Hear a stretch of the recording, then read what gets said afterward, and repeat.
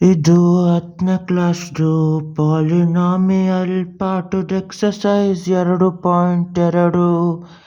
ಅದರಲ್ಲಿ 2ನೇ ಕ್ವಶನಲ್ಲಿ 5ನೇ ಲೆಕ್ಕ ಇದು -1/4 1/4.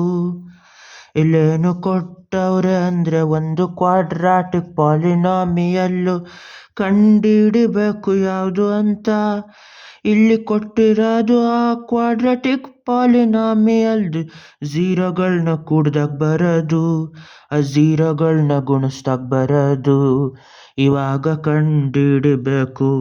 ಕ್ವಾಡ್ರಾಟಿಕ್ ಪಾಲಿನಾಮಿಯಲ್ದು ಸ್ಟ್ಯಾಂಡರ್ಡ್ ಫಾರ್ಮು ಇದುವೆ: x² + bx + c ಅಂದರೆ ಕಾನ್ಸ್ಟೆಂಟು, b ಅಂದರೆ ಎಕ್ಸ್ದು ಕೋಎಫಿಷಿಯಂಟು, a ಅಂದರೆ x² ಕೋಎಫಿಷಿಯಂಟು. ಇವಾಗ ಝೀರೋಗಳನ್ನ ಕೂಡಿದ್ರೆ ಆಗದು -1/4. ಇವಾಗ ಅದೇ ಝೀರೋ ಆಲ್ಫಾ ಬೀಟಾಗಳನ್ನ ಗುಣಿಸಿದ್ರೆ ಆಗದು +1/4. ಅದನ್ನೇ ಕೋಎಫಿಷಿಯಂಟಲ್ಲಿ ಬರೆದಾಗ ಬರೋದು -b/a ಅಂದರೆ ಝೀರೋಗಳನ್ನ ಕೂಡಿಸಿದಾಗ ಬರೋದು ಅದು -1/4. ಅದೇ ಥರ ಝೀರೋಗಳನ್ನ ಗುಣಿಸಿದಾಗ ಬರೋದು 1/4. ಇಲ್ಲ ಅದು c/a ಅಂದರೆ 1/4. ಎರಡು ಕಡೆನೂ ಏನ ಗುಣಿಸಿದ್ರೆ ಇಲ್ಲಿ ಆಗೋದು a ಒಂದ್ಸತಿ ಡಿವೈಡ್ ಆಯ್ತದೆ. ಅದೇ ಥರ -b = -a/4 ಆಯ್ತದೆ.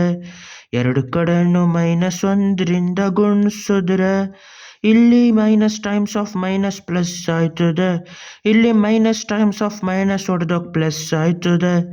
b = ಎಷ್ಟು ಅಂದರೆ 1 ಟೈಮ್ಸ್ ಆಫ್ b ಅಂದರೆ b, a ಟೈಮ್ಸ್ ಆಫ್ 1 ಅಂದರೆ a/4.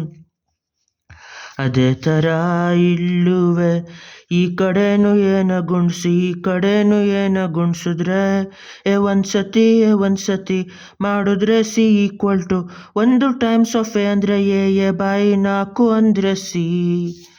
ಇವಾಗ ಈ ಕ್ವಾಡ್ರಾಟಿಕ್ ಪಾಲಿನಾಮಿಯಲ್ನ ಕಂಡುಹಿಡಿಬೇಕು.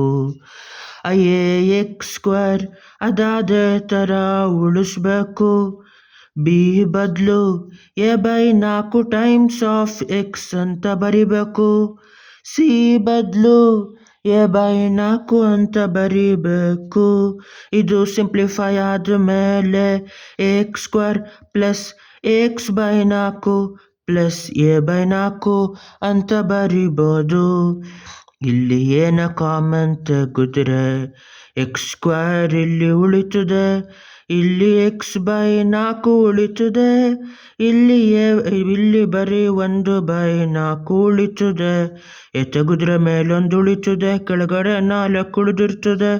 ಇದನ್ನೇ ಇನ್ನು ಸಿಂಪ್ಲಿಫೈ ಆಗಿ k times of x² + x/4 + 1/4 ಅಂತ ಬರಿಬೋದು. ಇದು ಈ ಕ್ವಾಡ್ರಾಟಿಕ್ ಪಾಲಿನಾಮಿಯಲ್ದು ಸ್ಟ್ಯಾಂಡರ್ಡ್ ಫಾರ್ಮ್. ಇದರಲ್ಲಿ k ಬದಲು 1 ಹಾಕಿದ್ರೆ ಇಲ್ಲಿ ಆಗೋದು x² + x/4 + 1/4. ಅದೇ k = 2 ಹಾಕಿದ್ರೆ 2 x² + x/4 + 1/4 ಆಯ್ತದೆ. k = 4 ಹಾಕಿದ್ರೆ 4x² + x + 1 ಆಯ್ತದೆ. k = 5 ಹಾಕಿದ್ರೆ 5x² + 5/4 x + 5/4 ಆಯ್ತದೆ. ಇದೇ ಇದ್ರದ್ದು ಕ್ವಾಡ್ರಾಟಿಕ್ ಪಾಲಿನಾಮಿಯಲ್. ಲ ಲ ಲ ಲ ಲ ಲ ಲ.